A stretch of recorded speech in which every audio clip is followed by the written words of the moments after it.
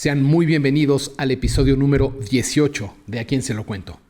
En esta ocasión relataremos dos historias verdaderamente intrigantes. En las tradiciones ancestrales de Latinoamérica se ha hablado mucho de ciertas mujeres con poder, cierto misticismo que envuelve a sabiduría ancestral que puede usar las polaridades negativas y positivas a favor para realizar distintos tipos de actividades e inclusive hasta llegar a cambiar la percepción de la realidad.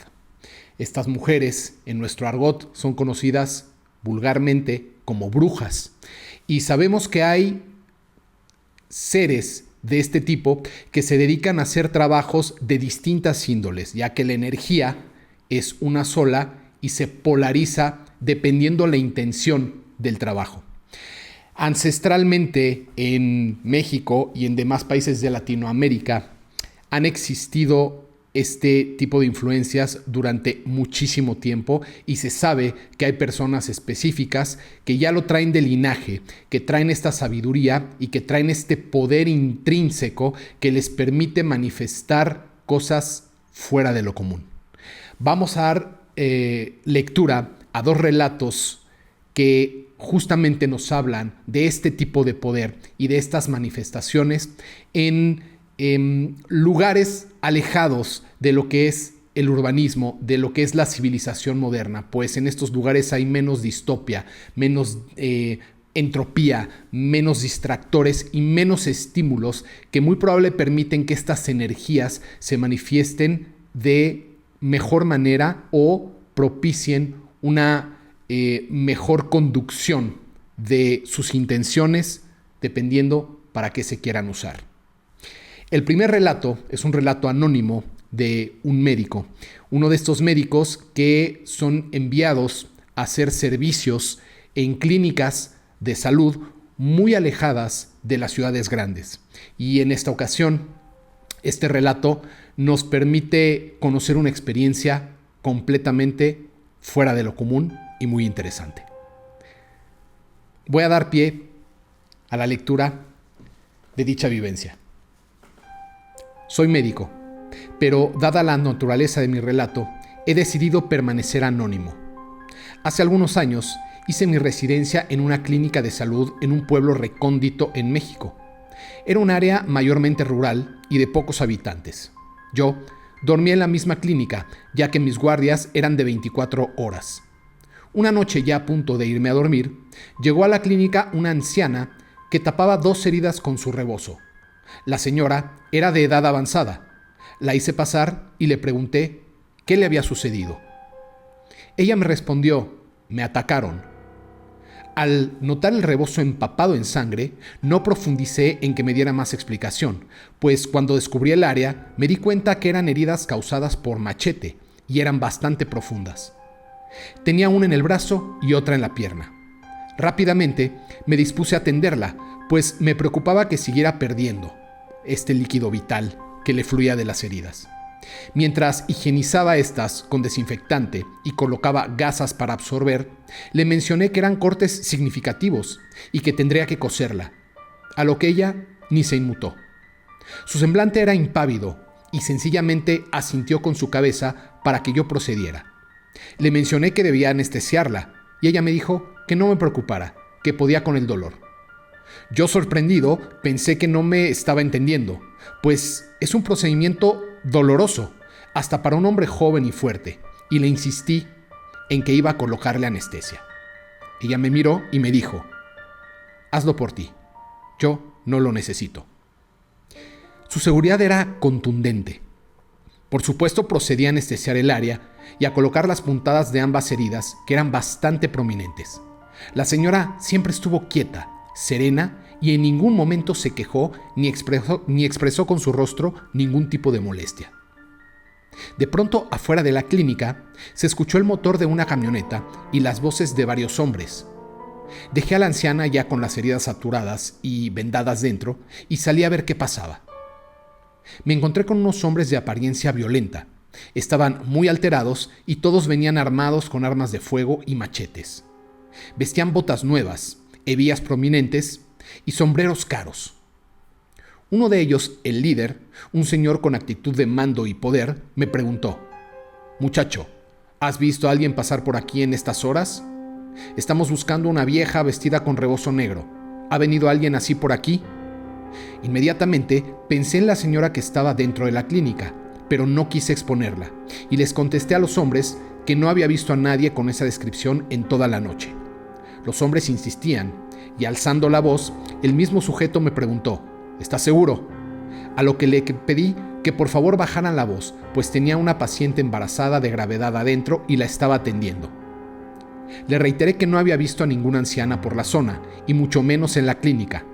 Mentí con convicción. En el semblante del tipo había duda, por lo que con seguridad le sugerí: «Si quiere pasar a revisar, adelante. Adentro solo está la mujer a la que estoy atendiendo y está bastante delicada, pero si quiere, pásele». Los hombres se veían ansiosos y apurados. Noté en su rostro que decidió creerme. Con un gesto, tomó la punta de su sombrero a modo de agradecimiento y se fueron, pisando a fondo el acelerador de su camioneta último modelo. Algo muy raro de ver en ese pueblo humilde y recóndito, pero muchos sabíamos de cierto grupo de organizaciones cuestionables que poseían sembradíos en la zona. Me aseguré que se alejaran y volví al interior de la clínica. Cuando entré, la señora, sentada de manera erguida en la camilla, me vio a los ojos con gratitud y con un semblante firme, sin ternura, me preguntó: «¿Por qué me ayudaste?». Le respondí: «Mire, señora, no sé qué asunto tenga usted con esos tipos, pero en estos momentos usted está bajo mi cuidado y no puedo permitir que le pase nada». No la iba a exponer. Le dije que le llamaría a la policía local para que pudieran llevarla a su casa de manera segura, pero ella se negó. Me dijo que se iría como llegó, sola y saltando entre los árboles. Pensé haber escuchado mal y le dije: «¿Cómo?». Dijo: «Sí, me iré como llegué, escapando de ellos, saltando de árbol en árbol». En ese momento no supe exactamente lo que quiso decir y tampoco le di mucha más importancia. Pensé que quizá por la edad de la anciana podía estar diciendo disparates. Dejé que se marchara y ella desapareció entre el camino de tierra y la noche. Como a los 2 días, alrededor de las 12 del mediodía, la asistente que me ayudaba a pasar a los pacientes en el turno diurno me dijo que venía a verme una paciente que decía ya haberse atendido conmigo antes. Le dije que la pasara al área que suponía ser un consultorio, que en realidad era un cuarto sencillo, con elementos básicos para poder atender a la gente. Esta era una clínica de salud con pocos recursos. Incluso yo tenía que guardar mi catre durante el día, pues ese cuarto era donde yo dormía para hacer las guardias nocturnas. Cuando la asistente hizo pasar a la paciente que me buscaba, vi cruzar la puerta a una mujer joven de no más de 20 años, de una belleza y una sensualidad casi indescriptible. Ella me miraba sin hablar, y la verdad me puso un poco nervioso, pues en verdad era muy bella. Después de mirarme de frente unos minutos, por fin me habló y me dijo: «Vengo a agradecerte el que me hayas ayudado la otra noche». Yo no entendía. Le dije que quizás estaba confundiendo de clínica, que yo no la había atendido nunca, pues de haberlo hecho, la recordaría fácilmente. Ella insistió y me dijo: «Dame tu mano. Quiero obsequiarte algo». Extendí la mano y ella, sin dejarme ver qué me daba, depositó en mi palma un pequeño saquito negro cerrado. No sé qué contenía, pero me dijo: «Esto te va a proteger. Nadie va a poder hacerte ningún tipo de daño. Llévalo siempre contigo».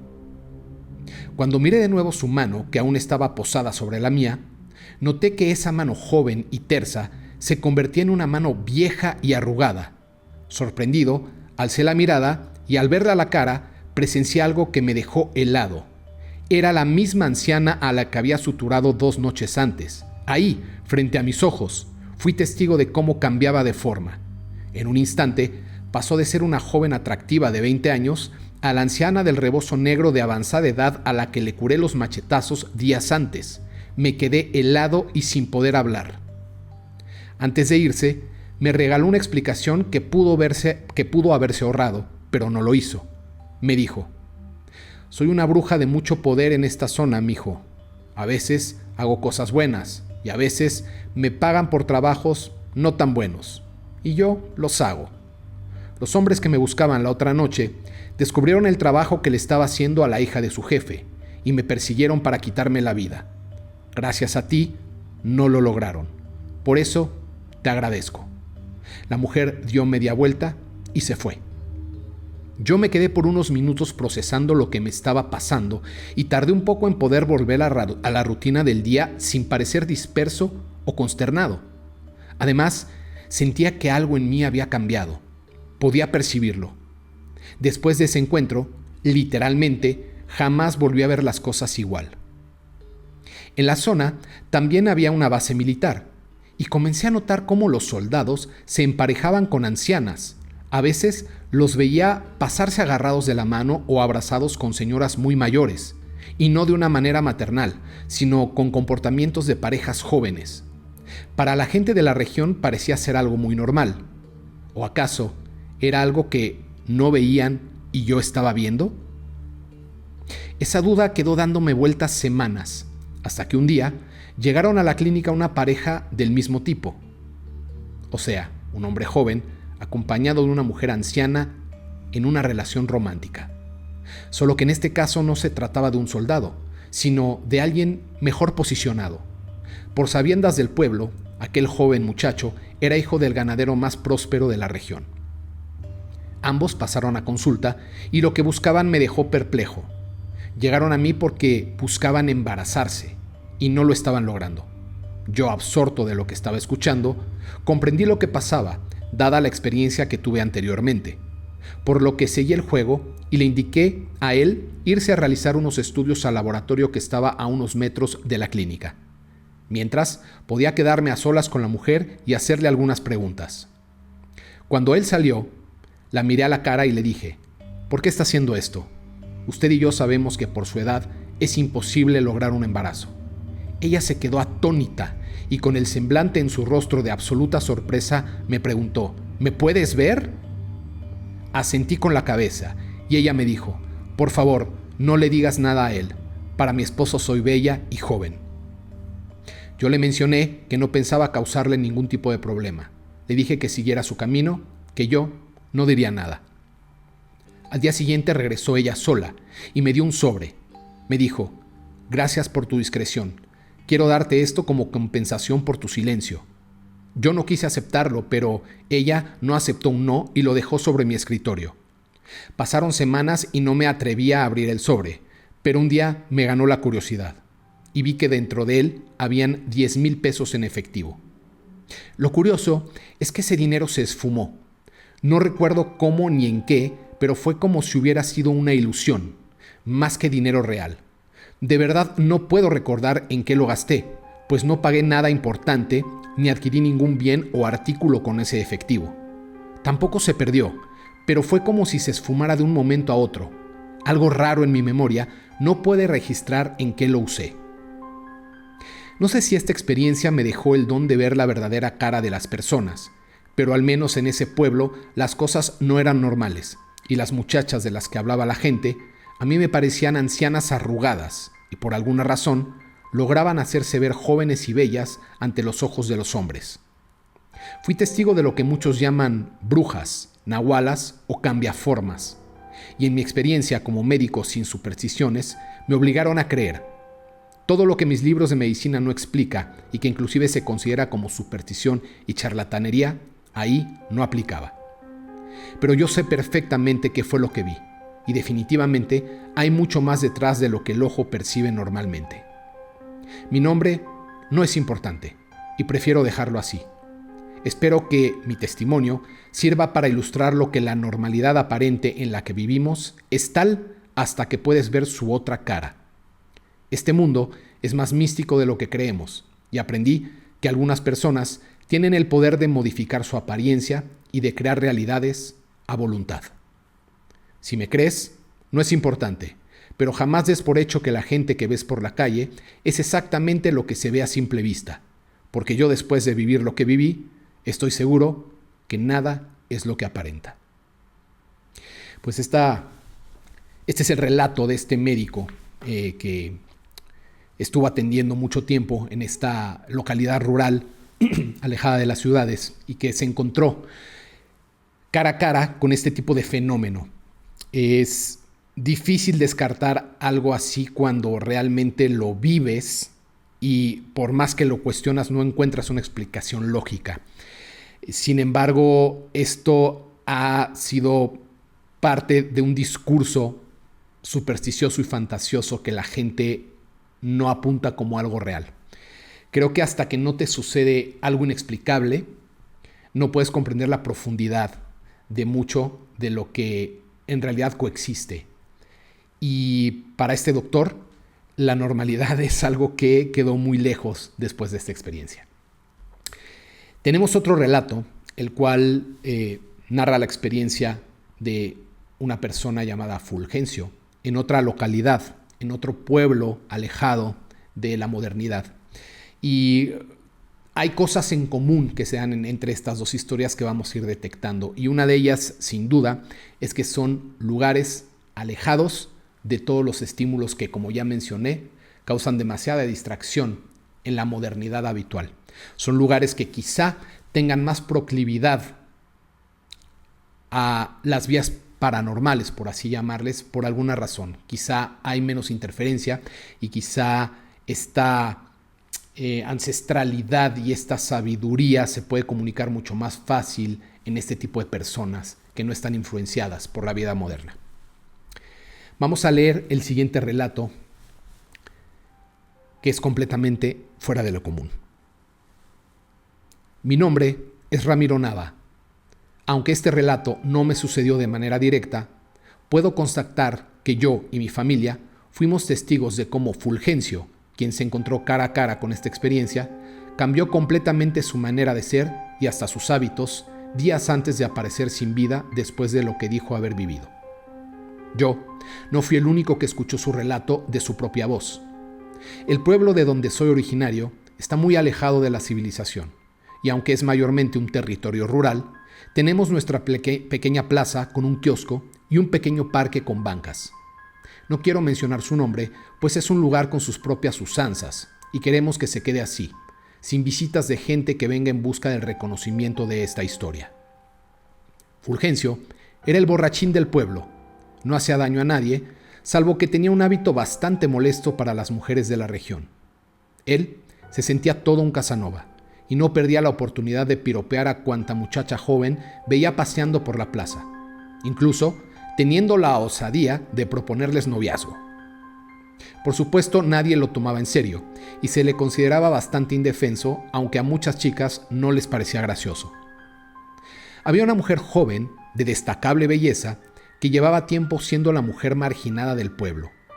Aunque su belleza llamaba la atención, nadie se le acercaba, pues tenía el estigma de haberse convertido en madre soltera de un bebé y del padre no se sabía nada.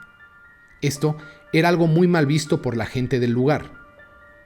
La usanza es que cuando algo así ocurría, el bebé era arrancado de los brazos de la joven madre por sus padres y no le permitían tenerlo cerca. Asimismo, era prácticamente excomulgada de la familia y se le destinaba a vivir sola y alejada de su núcleo familiar. Esta muchacha tenía la particularidad de salir todas las noches a sentarse en una banca del parque a llorar por su bebé. Una de esas noches se encontraba Fulgencio caminando por ahí, algo borracho, como era su costumbre. Se le acercó a la joven sin pensarlo, e inmediatamente usando sus palabras de galán, la abordó diciendo: «Hola, mi amor, ¿por qué tan solita? ¿Por qué aquí tan tarde? ¿Y por qué lloras?» Normalmente, en un escenario similar con otra mujer del pueblo, Fulgencio era completamente ignorado y las muchachas apretaban el paso dejándolo hablando solo o le gritaban algún insulto. Esta vez fue diferente. La muchacha le respondió y le explicó con calma: «Estoy triste porque se llevaron a mi bebé y no me dejan verlo. Además, mis pechos me molestan mucho, pues no pude amamantarlo». En ese momento, la perspicacia de Fulgencio no se contuvo, y pensando que no tenía nada que perder, le ofreció a la joven un abrazo, exclamando que él podía aliviarle su molestia, otorgándole cariño. Acostumbrado al rechazo y a los insultos, jamás imaginó ni esperó que la muchacha le abriera sus brazos accediendo a la oferta de afecto que el indigente le ofrecía. Sin perder un instante, Fulgencio se abalanzó hacia ella abrazándola de manera algo inapropiada, pegándosele por completo y, arriesgando su suerte, procedió a besarla. Ella correspondió el gesto, hasta que de pronto Fulgencio comenzó a percibir un fuerte olor, algo muy penetrante. Lo describía como olor a perro mojado. En ese instante, Fulgencio volvió la mirada a la joven chica y lo que vio en su lugar fue a un macho cabrío mirándolo fijamente a los ojos. El impacto fue tal que Fulgencio pegó un grito y se despegó de inmediato de la entidad, quedando congelado por la escena que sus ojos veían. Los restos de su borrachera se le bajaron de golpe y, atónito, se dio cuenta de que no podía moverse. En segundos, el ser de apariencia cabresca, pero con morfología humana, se incorporó en 2 patas, doblando la estatura de Fulgencio. Este dio un brinco y se perdió detrás de unos árboles, desapareciendo.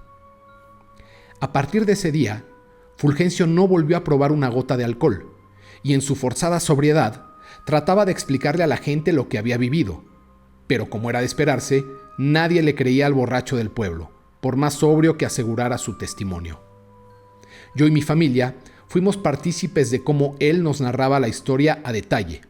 Nosotros, a diferencia de muchos, no nos burlamos, pero permanecimos escépticos a su historia. Hasta que un día, Fulgencio apareció sin vida en la plaza del pueblo, en la misma banca donde decía haber abrazado a una bella joven que en instantes se transformó en algo animalesco y perturbador. De la joven tampoco se volvió a saber más nada. Cuando la buscaron, fueron a su pequeña casa de adobe y descubrieron que dentro no tenía muebles ni utensilios, solamente habían ramas secas en un piso de tierra y un olor penetrante a animal. Hoy, puedo decir que en estos lugares alejados de todo, la realidad no se comporta de manera ordinaria, y aunque algunas usanzas puedan parecer supersticiosas, las preferimos para alejar de nosotros lo que no podemos explicar con la razón de la gente de la ciudad. Mi nombre es Ramiro Nava.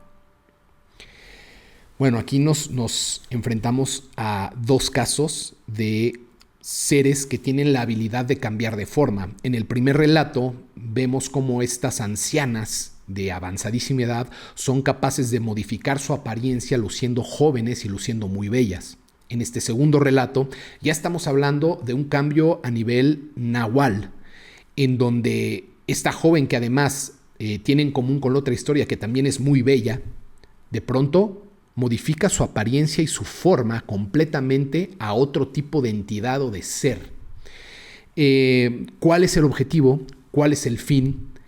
En realidad, a profundidad no lo sabemos, pero en el argot de la ancestralidad de México se habla mucho de este tipo de fenómenos, de los llamados nahuales, que son capaces de modificar su apariencia e inclusive de tener las capacidades de su animal de elección. Hay, según algunos registros, distintos tipos de nahualismo. Está el que se evoca más hacia los elementales, pudiendo así tomar forma de fuego, de agua, de tierra o de viento. Y está el que va directamente a adoptar alguna forma animal en su completitud. Pero también hay otra rama del nahualismo en donde la transformación hace un hibridaje entre el humano y el animal, conservando así todas las características de inteligencia humana, pero con la sensibilidad, la fuerza y los dones del animal de poder. En este caso, la verdad es que resulta súper misterioso el por qué esta chica con estas aptitudes operaba de tal forma. En el primer caso nos queda muy claro que hay mujeres antiguas que dominan el holograma del juego y son capaces de modificarlo a su favor. Muchas veces no para causar bien, muchas veces manejando esta polaridad a conveniencia. Pero lo que es cierto es que este entramado de realidades es mucho más complejo de lo que creemos y es mucho más complejo de lo que vemos. Aquí estos dos relatos nos indican que hay experiencias que te hacen ver más allá de las apariencias. Espero que estos relatos hayan sido de su interés y que, como siempre, estimulen su cuestionamiento y que nunca los usemos para entrar en una energía perturbadora, ni de ansiedad, ni de nerviosismo, sino simplemente para abrirnos a saber más, a conocer más o quizá profundizar nuestro conocimiento de manera independiente e individual. Como siempre, el valorar si esas historias son o no reales depende de la resonancia que emitan contigo y del estímulo a favor que puedan otorgarte. Sin más, nos vemos pronto en el próximo episodio de A Quién Se Lo Cuento.